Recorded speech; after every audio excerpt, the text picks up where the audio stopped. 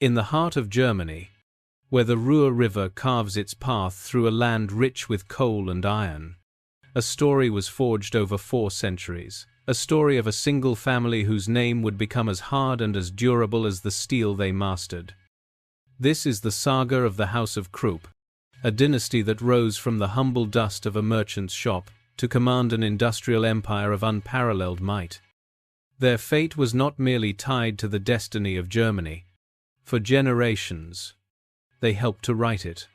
In molten steel and in blood, their cannons shattered armies and redrew the borders of Europe. Their armor plated the warships of Kaisers, and their factories became the roaring, smoke-belching heart of a nation's ambition. The Krupp name became a byword for unyielding strength, but also for the terrifying application of that strength. They were the patriarchs of progress, building railways that stitched a nation together. Yet they were also the merchants of death, their innovations measured in the range of their artillery. They walked with kings and counseled emperors, and then, in Germany's darkest hour, they made a pact with a Führer, their enterprise swelling to monstrous proportions as it fed a machine of conquest and genocide. It is a tale of a secret formula for steel that became a license to print money and forge empires. It is a story of towering siege guns that pulverized fortresses, and of the chilling efficiency of production lines that, in the end, were fueled by the lives of enslaved human beings. From the soot-stained workshops of Essen to the gilded halls of Villa Hügel, from the thunder of the Western Front to the cold silence of the Nuremberg docks, the story of the Krupps is a profound and unsettling epic of innovation, hubris, complicity, and the terrible, enduring question of moral responsibility. Our story begins not in a palace or on a battlefield, but in the grim reality of a 16th-century city bracing for death.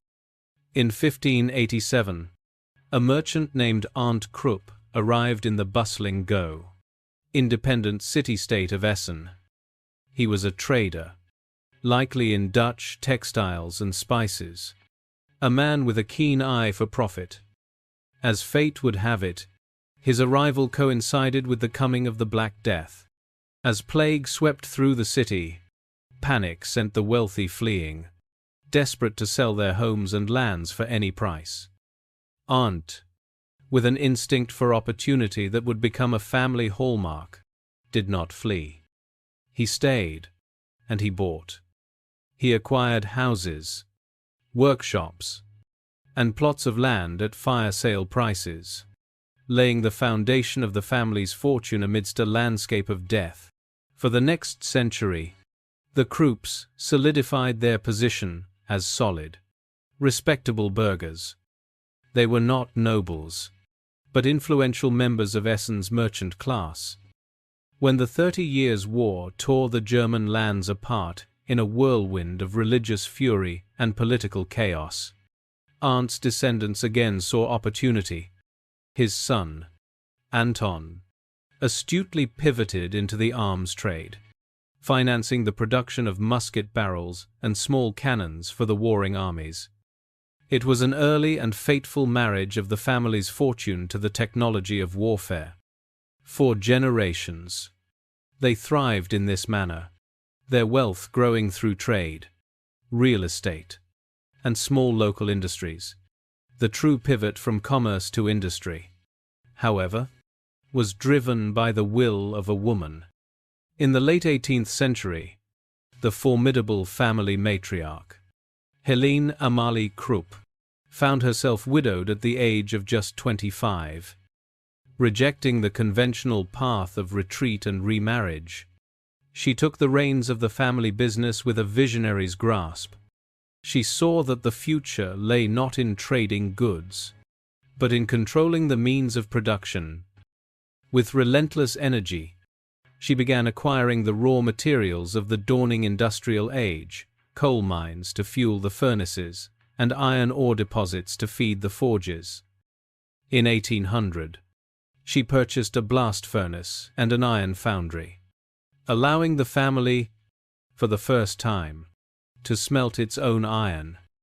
By the time of her death in 1810, the widow Krupp had transformed the family from merchants into proto-industrialists. Essen was no longer just their home. It was their crucible.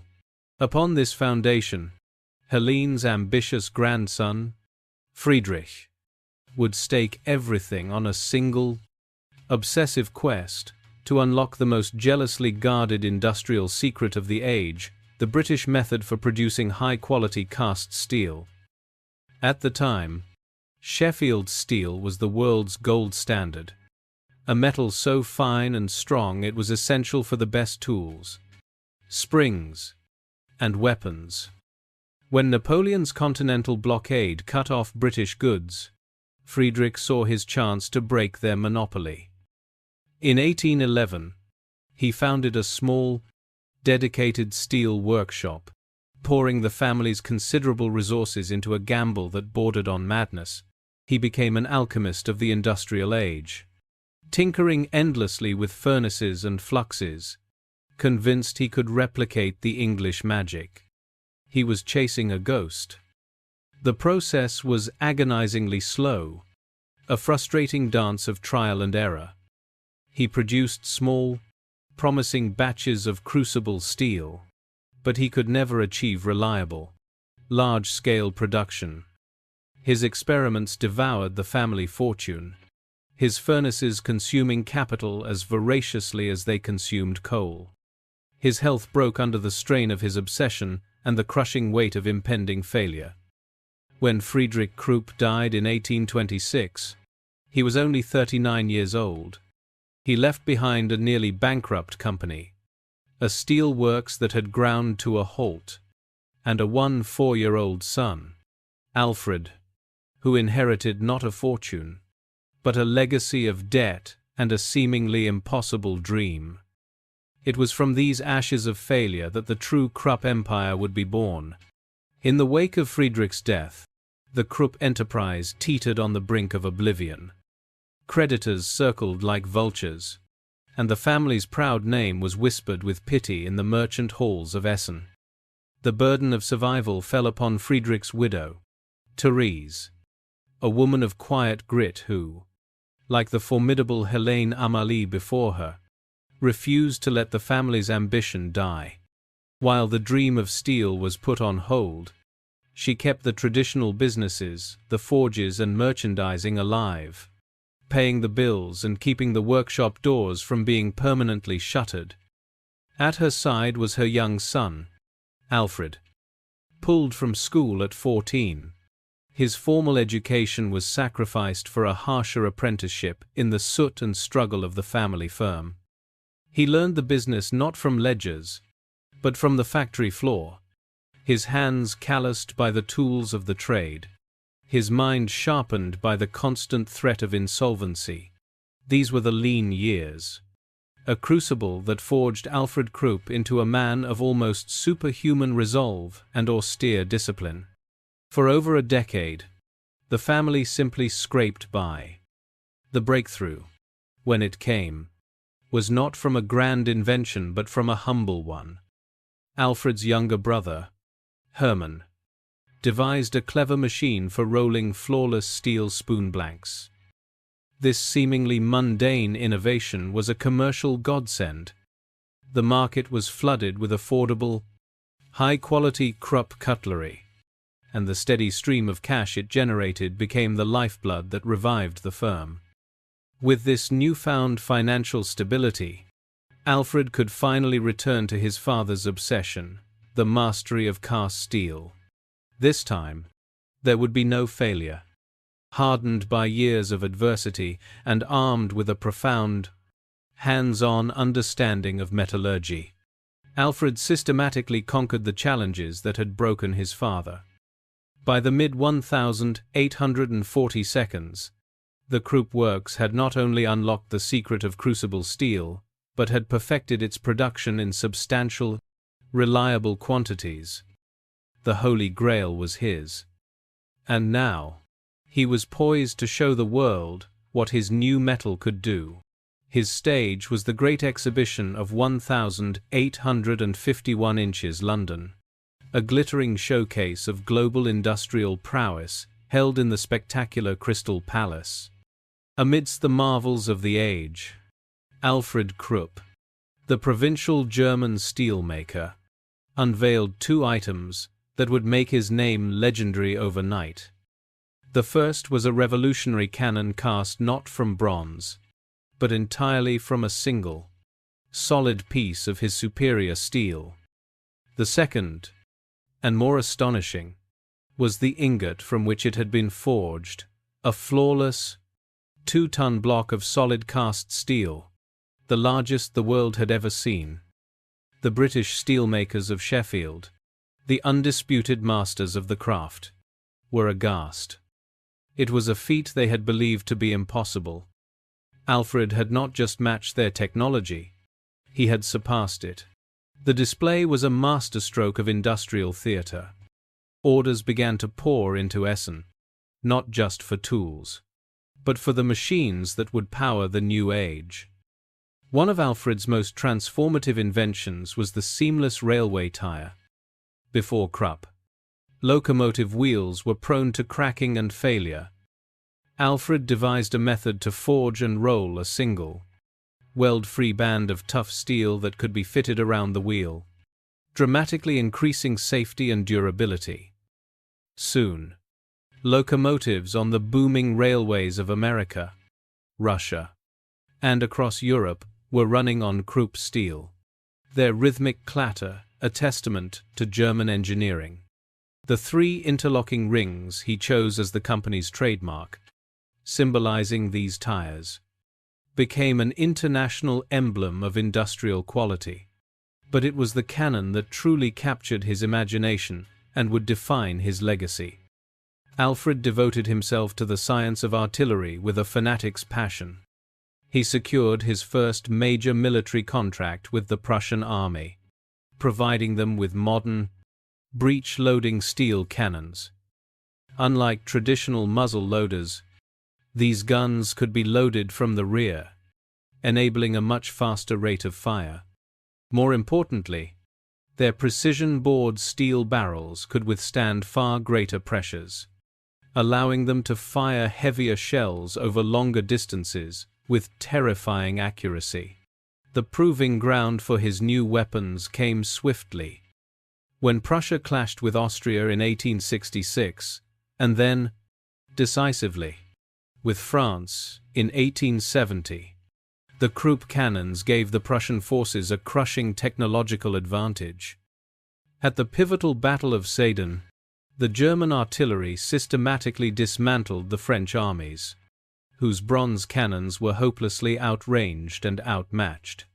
The thunder of Krupp steel was the soundtrack to the collapse of Emperor Napoleon III's empire and the birth of a unified Germany, proclaimed in the Hall of Mirrors at Versailles. In the euphoria of victory, Kaiser Wilhelm I lauded Alfred Krupp as a national hero. The German Empire, it was said, had been forged in Krupp steel. Alfred, once the heir to a bankrupt workshop, was now hailed as der Kanonenkönig, the Cannon King. He ruled his expanding kingdom with an iron fist. He was a brilliant organizer, creating a vertically integrated empire that controlled every step of the process. From the coal and iron mines that supplied his raw materials to the private railways that transported his finished goods, he expanded his workforce exponentially, transforming Essen into a vast company town. He was a stern patriarch to his employees, demanding absolute loyalty. But he was also a pioneer of corporate welfare. Krupp workers received company housing, health care, and pensions, a system designed to ensure a stable, productive workforce, immune to the siren call of socialism. At the pinnacle of his success, he built Villa Hügel, a monstrous 269-room mansion overlooking the Ruhr Valley, a palace of industry to rival the castles of royalty.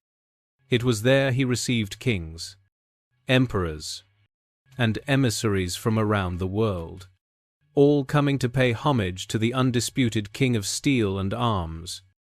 When he died in 1887, Alfred left his son not just a company, but an industrial superpower, an arsenal so intertwined with the German state that their fates had become one.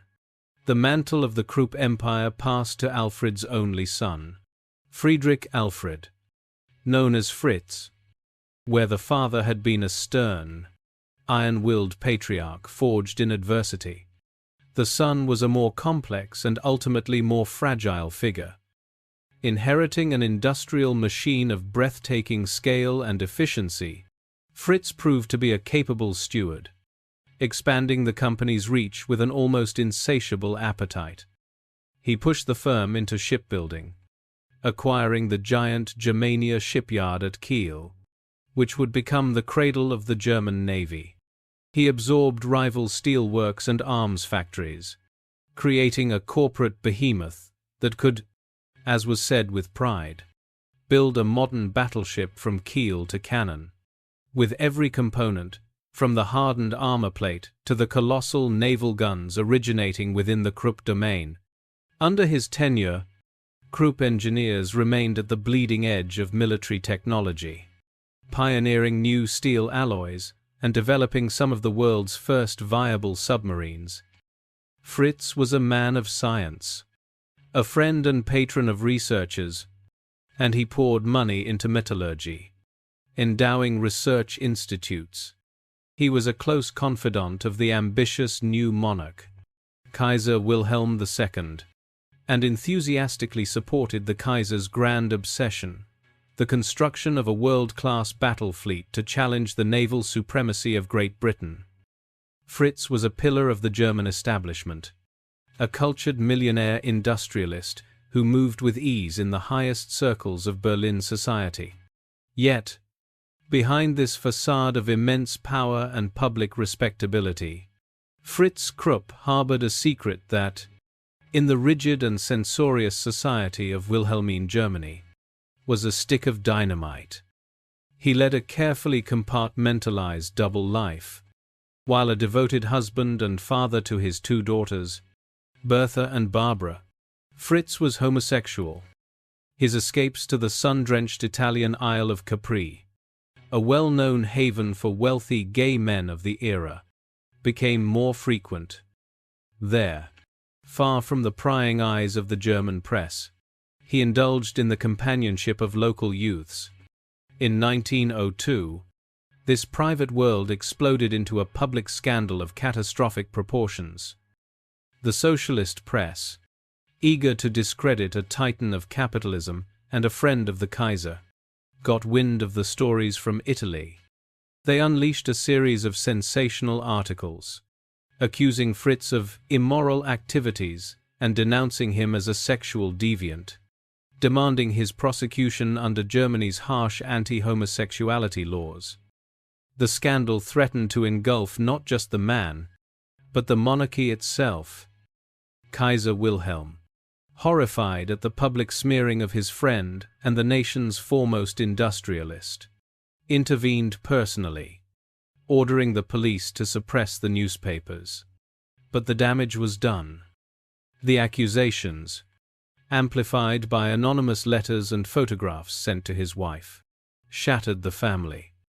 His distraught wife, Margaretha, was quietly dispatched to a sanatorium, ostensibly for a nervous breakdown.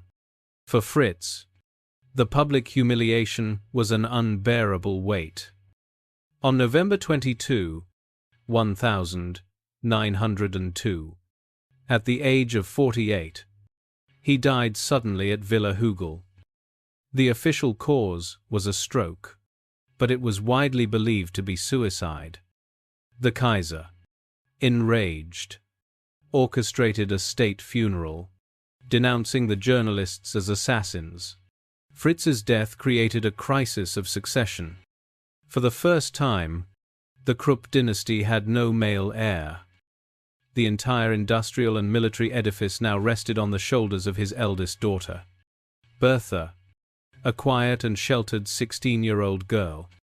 In an era and a nation where business and war were exclusively the domain of men, the idea of a teenage heiress controlling the armory of the German Reich was unthinkable. Once again, the Kaiser intervened. A solution was devised with the cold logic of statecraft. A suitable husband had to be found for Bertha, a man of aristocratic standing who would be willing to adopt the hallowed Krupp name and assume the patriarchal role. The emperor's choice fell upon Gustav von Bohlen und Halbach, a steady, unremarkable court diplomat. In 1906, in a marriage that was less a romance and more an act of state, Bertha Krupp and Gustav von Bohlen were wed. By imperial decree, the groom was permitted to add the Krupp name to his own, becoming Gustav Krupp von Bohlen und Halbach. The dynasty was secured, not by blood, but by imperial matchmaking. Gustav stepped into his new role with a diplomat's sense of duty. He was not an engineer like Alfred, nor a scientist like Fritz, but he understood power. He strengthened the firm's already intimate ties with the German military, coordinating closely on the development of new weapons. As Europe drifted inexorably towards the precipice of war, the Krupp factories accelerated production. The most terrifying fruit of this era was a top-secret project, a monstrous 42-centimeter siege howitzer. A squat-barreled behemoth capable of hurling 1-ton shells that could shatter any fortress on Earth. When it was unveiled to the Kaiser, he gleefully nicknamed it Dicke Bertha, Fat Bertha, in a coarse homage to the young heiress whose name was now synonymous with the weapon. By 1914, as the guns of August began to roar across the continent, Gustav and Bertha Krupp stood at the helm of an arsenal primed and ready for the greatest industrial slaughter the world had ever seen. The family firm was no longer just a company. It was a central pillar of the German war machine. When the Great War erupted, the power of Krupp was immediately unleashed. The German advance into Belgium was stalled by a ring of modern, concrete forts around the city of Liège, believed to be impregnable. It was here that Fat Bertha made its horrifying debut. The giant howitzers were brought forward, and their massive shells arced high into the sky before plunging down onto the forts, smashing through layers of concrete and steel as if they were eggshells. The swift, brutal collapse of the Liège forts sent a shockwave of terror through the Allied command. The name Krupp became synonymous with overwhelming, technologically advanced destruction. For 4 years, the Krupp works became the fiery heart of Germany's war effort. Its factories in Essen were a hellscape of belching smokestacks and the ceaseless clang of hammers. Operating 24 hours a day, the workforce swelled to over 80,000, including, for the first time, thousands of women who took the places of the men sent to the front. From these factories poured the instruments of modern warfare, the ubiquitous 77mm field guns that scythed down infantry in no man's land, the U-boat diesel engines that powered the silent hunters of the Atlantic, and, in a final, fantastical feat of engineering, the Paris Gun A super cannon with an impossibly long barrel that lobbed shells over 75 miles to bombard the French capital from the stratosphere. But all the steel and all the firepower could not avert Germany's eventual collapse. In November 1918, the guns fell silent. The Kaiser fled, and the empire that had been forged in Krupp steel was no more. The silence that fell over the battlefields of Europe in November 1918 was, for the House of Krupp, the silence of the abyss. The end of the war brought not peace, but a devastating reckoning. The victorious Allied powers, seeking to assign blame for the unprecedented slaughter, identified German militarism as the root cause, and the Krupp firm as its primary enabler. In the eyes of the world, Gustav Krupp was not a patriot industrialist.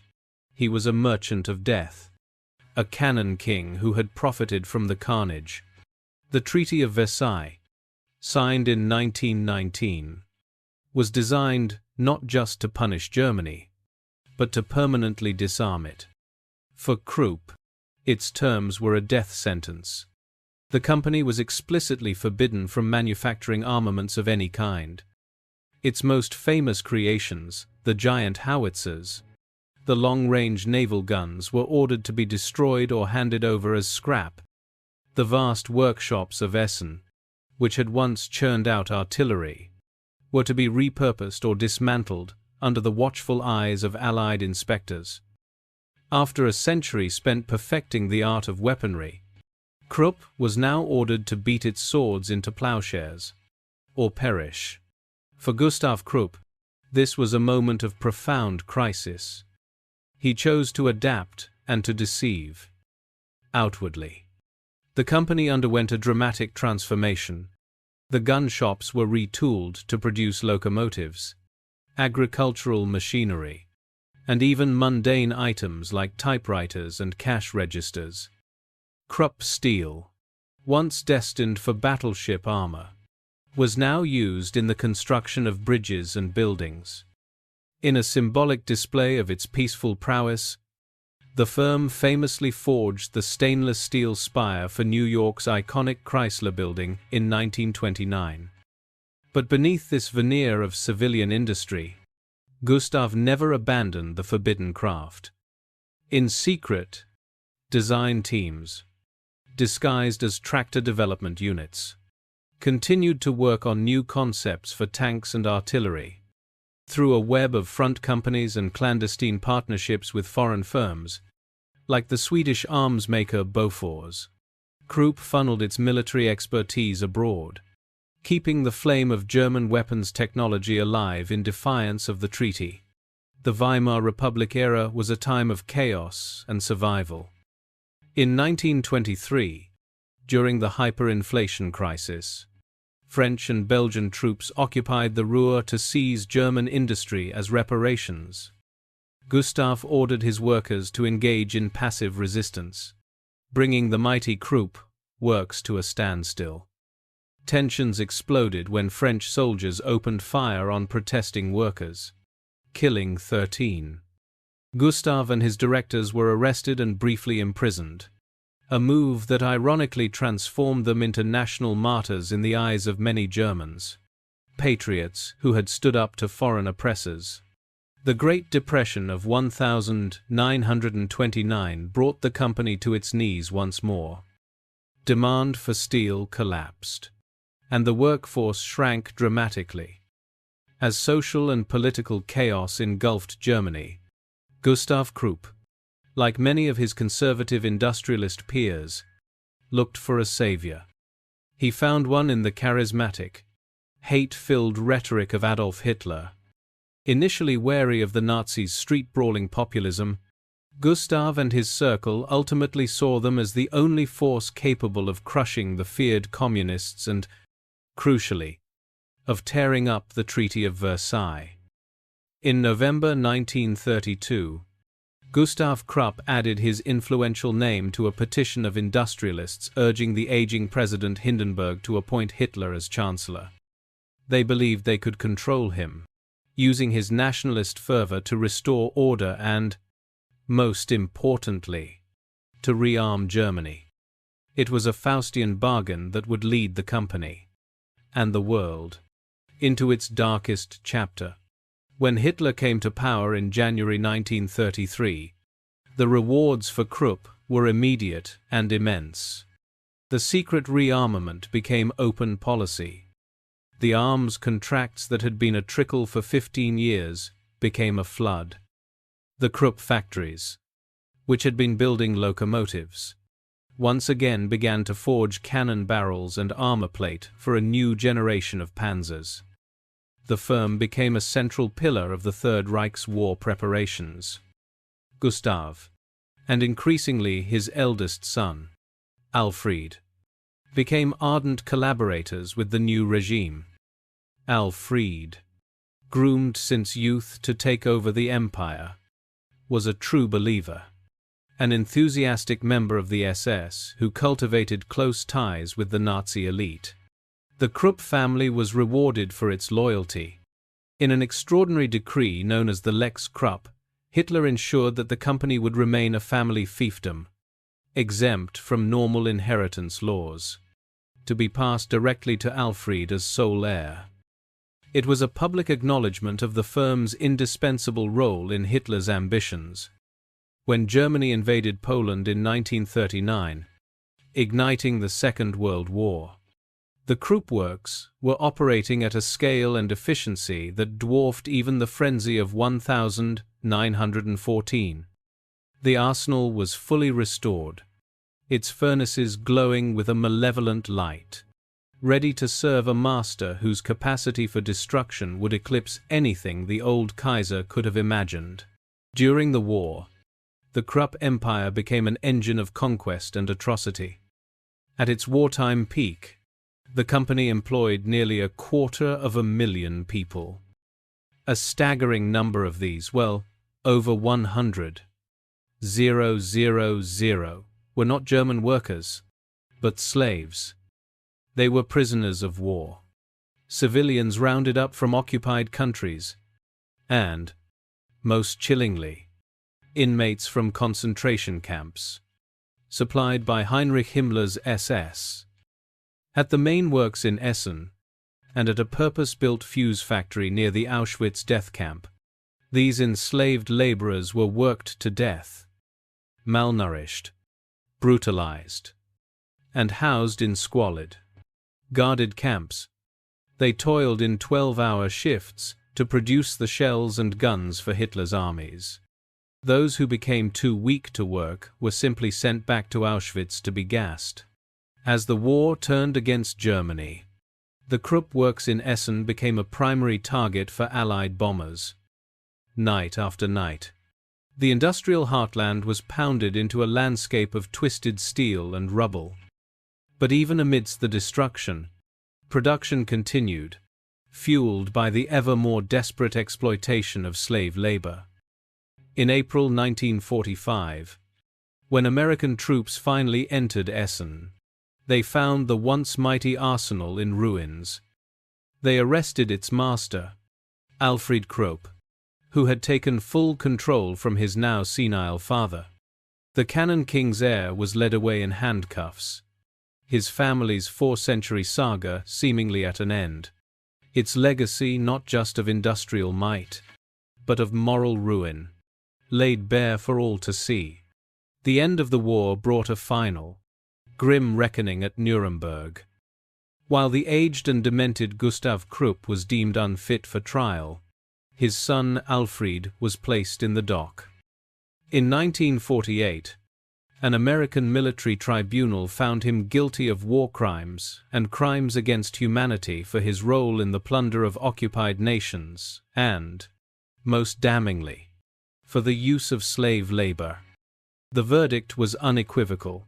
Alfred Krupp was sentenced to 12 years in prison, and his entire industrial empire, the vast accumulation of 4 centuries of family ambition, was ordered to be confiscated.